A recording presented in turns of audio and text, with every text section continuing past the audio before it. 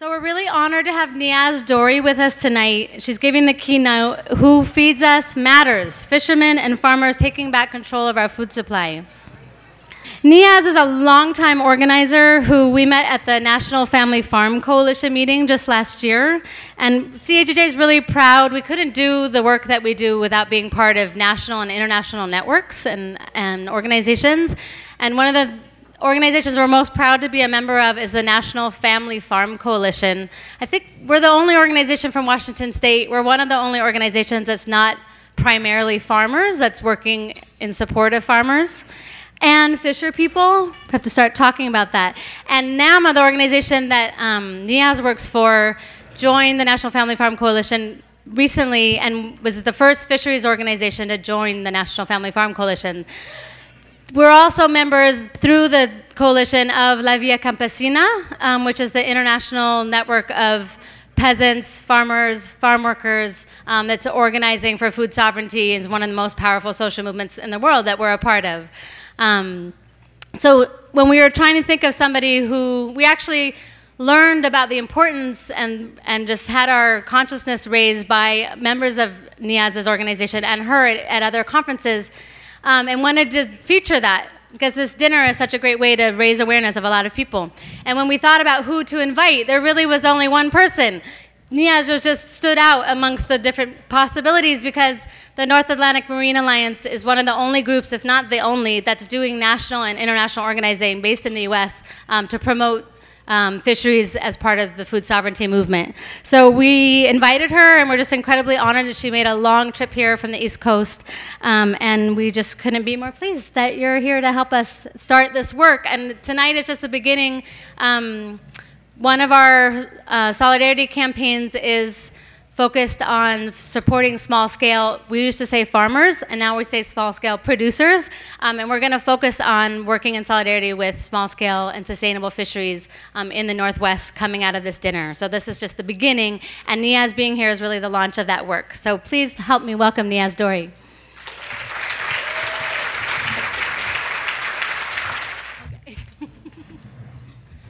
I had this fear of tripping on the stairs.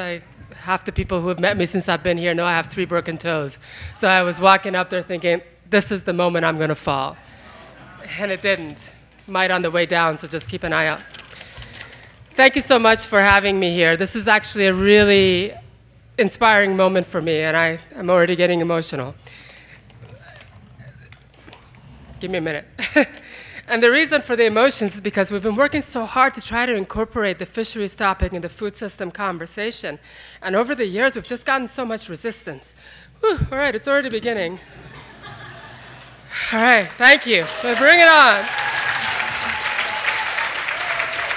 So last year, we had our first conference of community-supported fisheries, which is a model we stole from all of you working on agriculture. Thank you for that. And we steal a lot of ideas, and you'll hear about a lot of those tonight.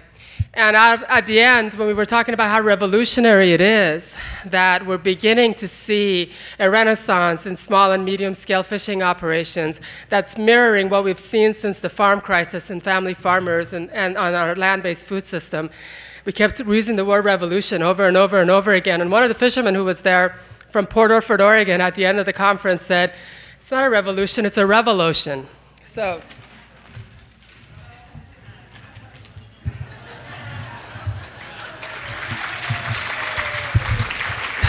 That's right. So it's really particularly exciting to be here because we're seeing that we're able to break out of the fisheries bubble finally. We're beginning to embrace fisheries as part of our food system, and I jokingly say it's the only thing we eat that actually has the word food in it.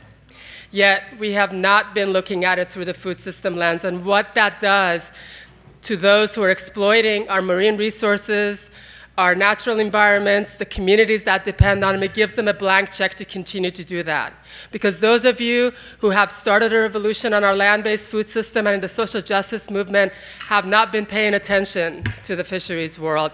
And so it's exciting to be here. That's why I get emotional, because this is the revolution we've been fighting for. And so it's nice to have that breakthrough. So thank you, Heather. Thank you, Travis. And thank you all for inviting me to be here. I want to tell you a little bit about my background, if you don't mind, because I think, for me at least, it gives it sets up why I do what I do. I've been working on fisheries issues for 20 years, and it happened by accident. Well, maybe by accident. I guess there are none. But in this case, I was working for Greenpeace at the time. And my background is in working on environmental justice issues, economic justice issues, and particularly using community organizing tools. And I worked in communities fighting toxic waste incinerators, pulp and paper mills, which I'm sure you guys are familiar with here. And we were really focused on making sure the communities had what it took to be able to fight that fight on their own, even after Greenpeace left or any organization that they were working with left.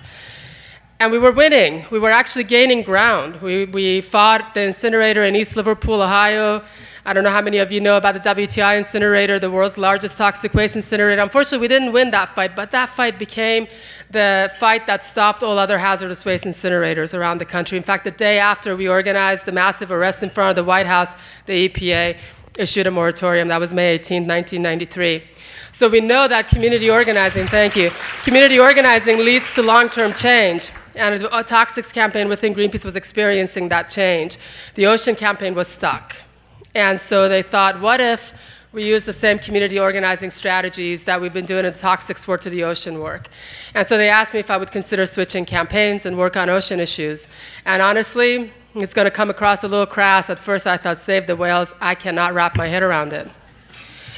Not that there's anything wrong with that, but I couldn't see the justice elements in it. I was naive, frankly. And then I realized how naive I was the more I began to read about what it is, what the fight for the whales is really about. It's the fight of the indigenous people fighting for their right, for their treaty rights. It's the fight of the communities that have depended on those hunting rights for generations. It's global movement of capital. In that case, the whale was in the crosshairs. In the case of the toxics, it was about global movement of capital, but the communities living in those battlegrounds against those incinerators were in the crosshairs. So it was the air was in the way, the water was in the way in the toxics world, the communities were in the way. When it came to the fight for the oceans, the people were in the way, the water was in the way, the whale was in the way. And suddenly I realized this is beyond the whale. This has nothing to do with the whale. It is, in fact, about global movement of capital. And we have to look at it that way. And that suddenly, the switch got turned in my head, and I could see the environmental justice elements in the fisheries work. I could see the economic justice elements in the fisheries work. So I called up a friend of mine who was from Boston, and I said, I'm going to do it. I'm going to switch campaigns, and I'm going to move to Gloucester. How many people here know about New England at all? You know I just mispronounced that town's name. And so what my friend said is, first things first, you should learn how to pronounce the name of the town you're moving to. And it's Gloucester. So that was 20 years ago. And now I've learned that it's actually Gloucester. Half of it doesn't get pronounced. I'm beginning to become a native in Gloucester. And Seattle being here is actually a little bit of a homecoming for when it comes to the oceans work, because when I started to do the ocean work, the first fight that we began to pick was with the factory trawlers that are based here in Seattle. And not only is the style of factory fishing in itself offensive, but the strategies they use is actually very similar to the strategies we were fighting in the toxics world. Suddenly I began to see just a lot more parallels. In fact, I remember vividly when we were fighting the toxic waste incinerator in Ohio, we found at one point what we thought were a bunch of punctuation errors in permits and in various documents. And those punctuation errors, to give you a little example, it was WTI, comma, Inc., period. The next document was WTI, no comma, Inc., and maybe a period, maybe not. So we thought these are all punctuation errors. Come to find out there were 44 different corporations. And that was the strategy they used to hide their identity, hide the liability, and essentially hide behind this corporate shell game. We learned a lot. I learned a lot. Fast forward a few years later, when I was working on fisheries issues, we discovered there was going to be some factory trawlers that were actually one factory trawler that was, the hull was laid right here in the Tacoma shipyard, and it was an talk about irony. It was the very last ocean incinerator before ocean incineration was banned. So they were retrofitting it in the Tacoma shipyard, bringing it to the Northwest Atlantic Marine area, which is where I work, and they wanted it to fish for some of the very basic, fundamental elements of the marine ecosystem, the fish that everything else ate, the whales and the dolphins and the other larger predators. And as we were sitting in the church basement, very much like this actually, looking at these documents, everybody's just chattering about strategy, and I'm looking at the document the city gave us and the document the company gave us. I'm staring at it, I'm looking, there's punctuation differences between the two. And I thought, you guys, these are two different companies. And everybody thought, no, Niaz, you're just being paranoid. These are just punctuation errors. Come to find out, the company that they were selling to the public, to the community, was actually 98% owned by a Dutch firm that's actually very well known for building factory ships and roaming the oceans for the next place to fish. And so that discovery, that lesson from that other fight really helped us win that fight.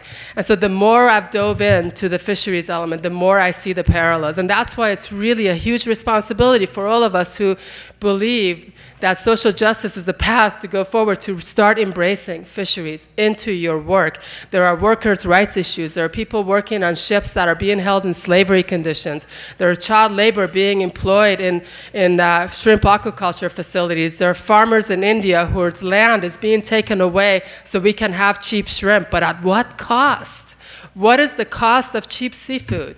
It is the loss of land, it's the loss of water, it's the loss of access to real food, and replaced by unidentified food objects. And those are the things that we need to start understanding that is happening.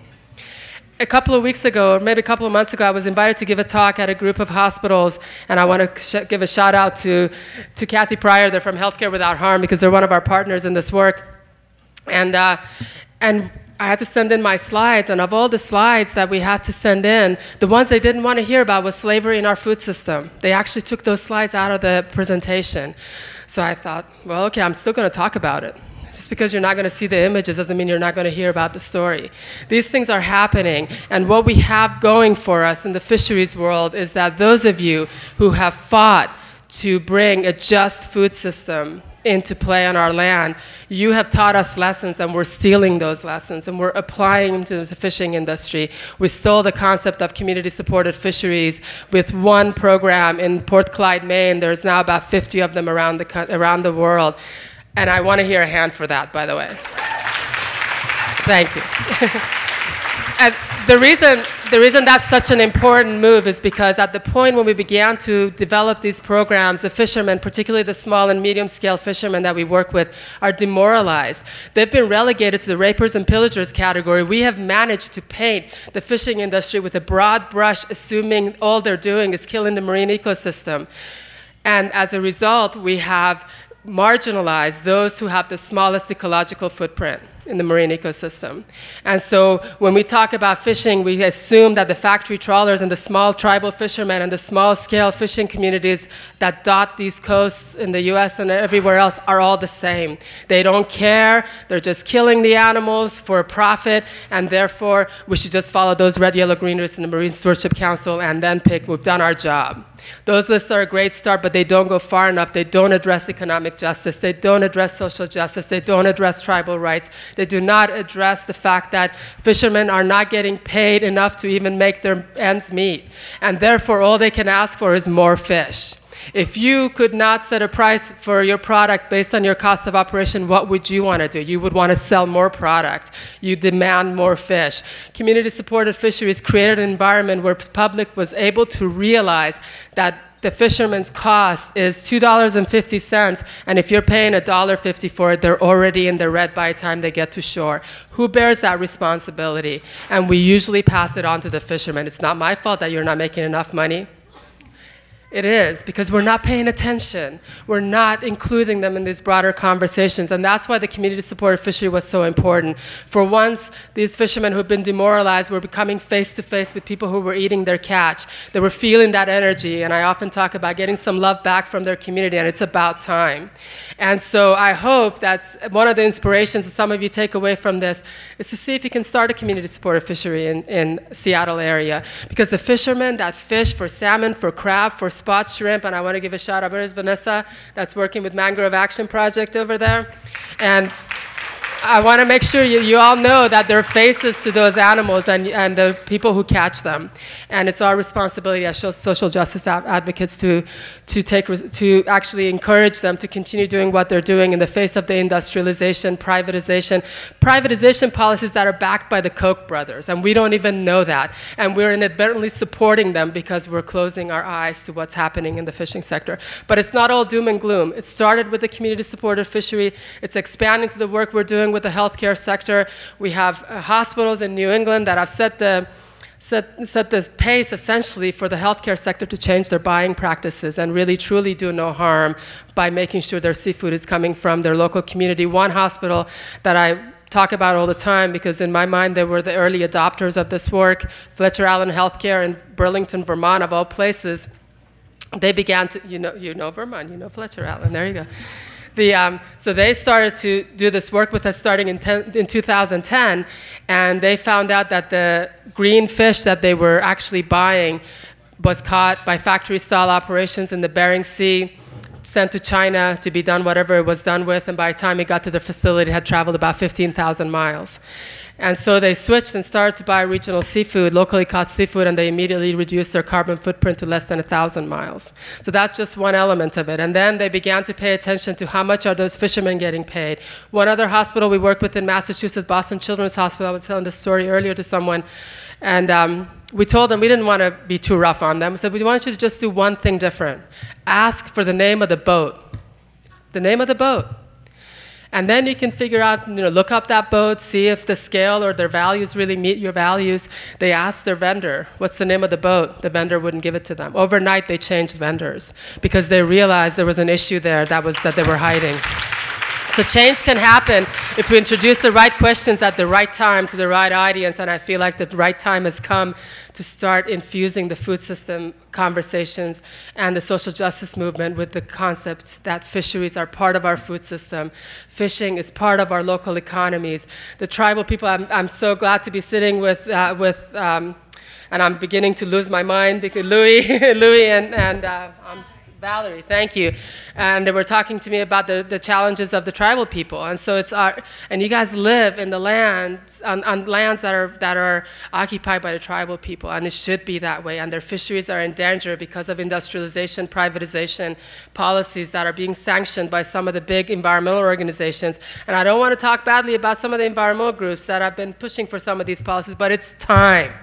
It's time to break that logjam and start taking some of that power back. Much like you're doing with the Bill Gates Foundation, it's time to break that logjam that's privatizing our oceans. It's privatizing our fisheries. So let's do it.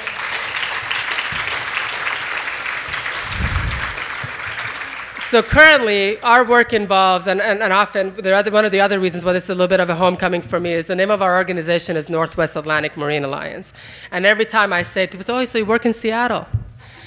And so I have to always explain, no, you got to look at it from the ocean's perspective. We're working in the northwest part of the Atlantic Ocean, and really Seattle is the northeast part of the Pacific Ocean. And so they have this little moment of, what? And so our work started regionally in the New England area to try to organize those fishing communities, because at the time we were realizing we were losing our small and medium scale fisheries really fast, and privatization policies were taking hold. But because we've managed to bring this broad base of support to this work, the food system activists, the social justice movement, National Family Farm Coalition has been critical in helping us get that message out. We've now begun to find fishing communities around the world and around the US who don't hear this in other marine conservation worlds are gravitating to this work. We just had our last Fish Locally Collaborative is our network, and we had our assembly. We had about 60 fisher folks that came to help strategize for the next year from down in Belize and Alaska and Europe and throughout the US, and we suddenly felt that the revolution is indeed beginning, and we're seeing those faces in the room more and more.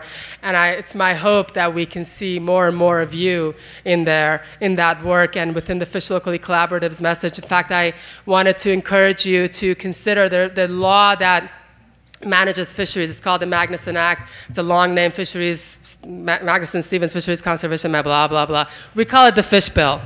Just remember it as the Fish Bill. And that has the similar components as the Farm Bill in it. And just much like the Farm Bill, it ignores the fact that the activity that we're trying to regulate is about feeding people. And so we've come up with 4 platforms for the next reauthorization of the Magnuson Act, the Fish Bill. And the one we're getting the most resistance to, guess which one it is? Having fisheries considered as part of our food system.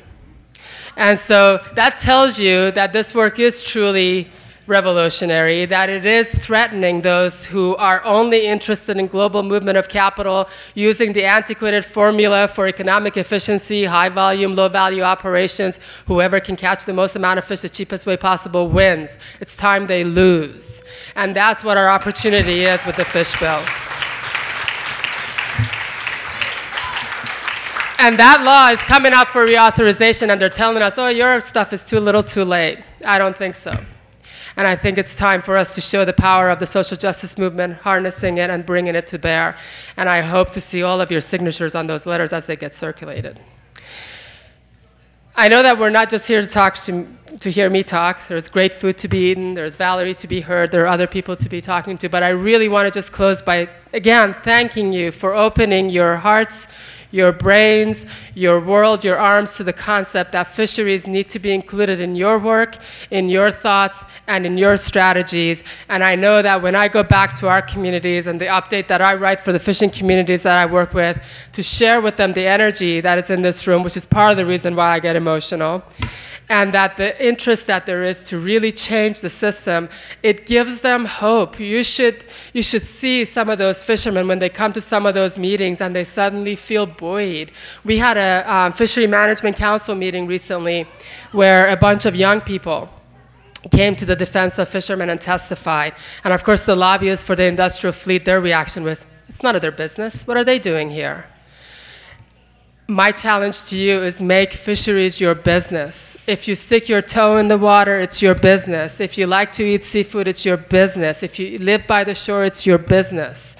It is everybody's business, and please don't let those entrenched so-called stakeholders in the system haze you like they did those young people at the Fishery Management Council. And I'm so proud of them for being brave and not letting the hazing faze them. And so please be brave just like they were. Push your way into that conversation and take back the business that's actually everybody's and not just the industrial fleet. Thank you again for having me here. Have a great dinner, and I'm so glad to be with you in Seattle.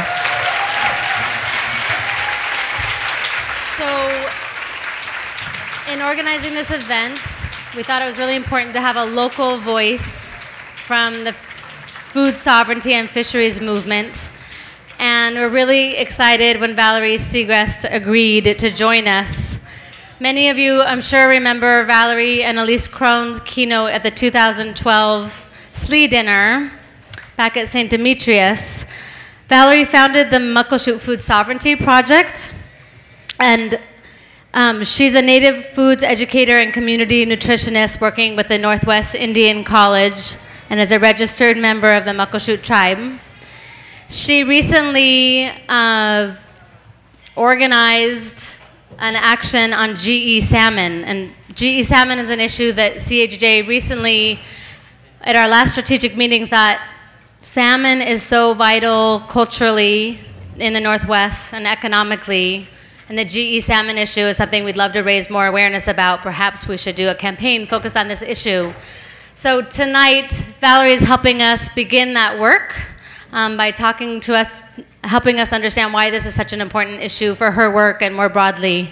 And if you haven't already noticed, you have a petition in your packets that we'll be asking you to sign and pass around at your table as part of this. But first, please give a very, very warm welcome to Valerie Segrest.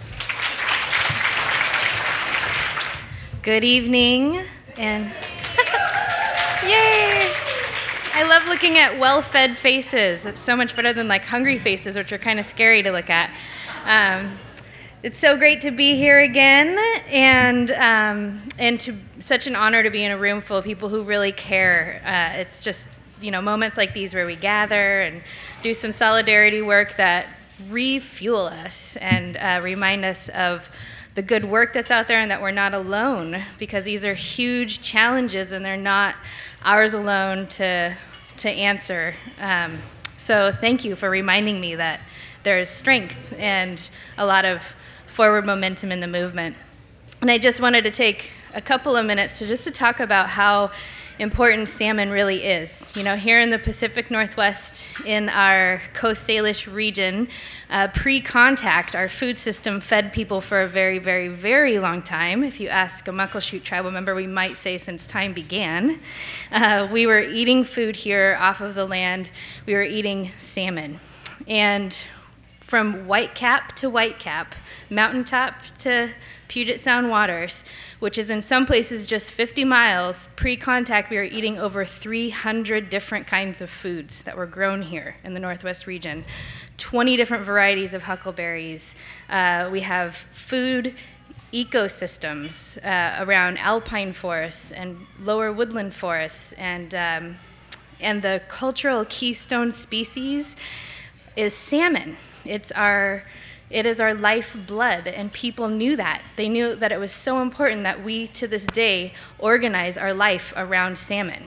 You know, and when I think about salmon, I think about what it takes to be a food activist.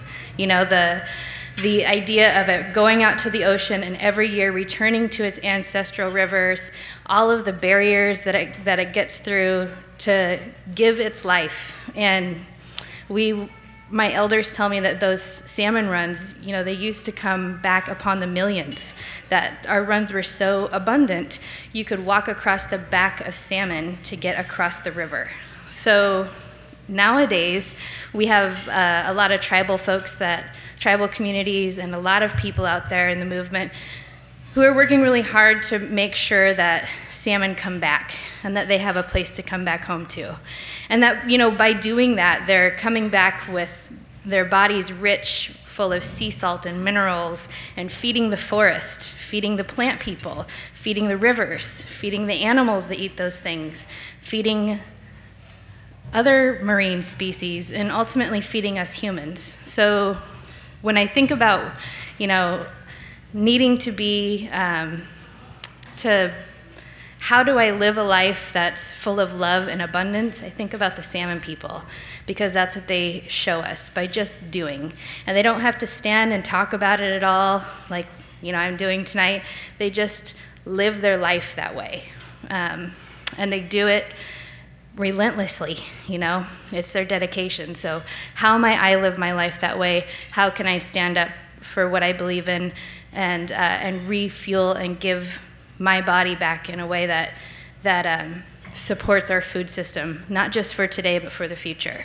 So when we're thinking about, you know, feeding people, it goes much farther than just farming and ranching, which is really, really good work. But I'm so inspired tonight to hear about the support around fisheries, because for us, for the coastal people of the Northwest, we are fishermen, we are hunters, we are cultivators of the land. We do much more than just foraging, which might remind you of stumbling upon things in the woods.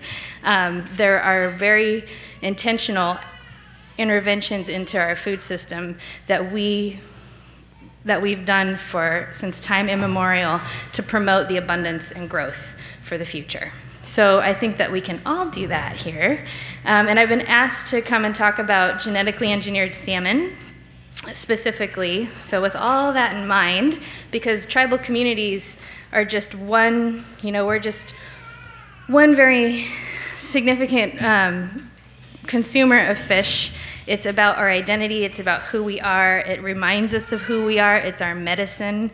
But it's also, you know, in all my travels all over the world, people think, oh, Seattle, Pacific Northwest, salmon. So it's everybody's issue. And right now there are so many things that are being organized around issues of salmon that it's hard for us to focus on just one. And just like Niaz was saying, there are these underlying corporations that are doing things really silently in the background. Right now we're dealing with Aqua Bounty, a transnational corporation which has developed a genetically modified salmon species, which basically takes the genes of an eelfish and a gene from a Chinook, Pacific Chinook salmon, and infuses that into an Atlantic salmon. And this is currently being decided whether it's going to be on the market or not at the FDA level, and they're passing it as a food additive. So the idea, the idea of bellying up to a plate of food additive just sounds delicious to me. And then also the idea is to actually hatch the fish in our northwestern waters, ship them down to Panama, grow them to full size, and then put them on the market. They do not want it to be labeled because they say it's too confusing for consumers. And so I think that it's just something that's really important to keep on our radar. When I first learned about this, I took it to my tribal council in Muckleshoot. It didn't take very long it took moments, I think, before I shut up, that our entire tribal council was on board with passing a resolution opposing the production of GE salmon. So I'm very proud to announce that Muckleshoot was the first to do that, but then we also carried it to the affiliated tribes of Northwest Indians, which represents all of the Northwest tribes, and it was passed no-brainer on that level. And then 2 months ago, we took it to the National Congress of American Indians, which it was passed like that.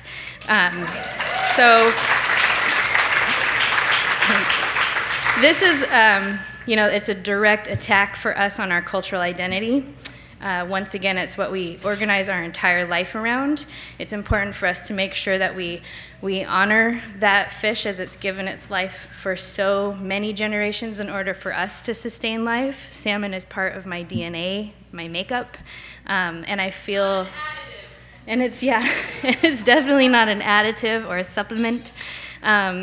It's got big medicine, and it's something that we should all be standing up for, because it is the pillar of our entire food system here in the Northwest, especially. It's not just a human consumption, it is the entire diverse food system that we live in that has been feeding people for a very, very, very long time. So I'm going to leave it at that, and thank you again for having me. I really appreciate it, and once again, I feel so lifted up. Thank you.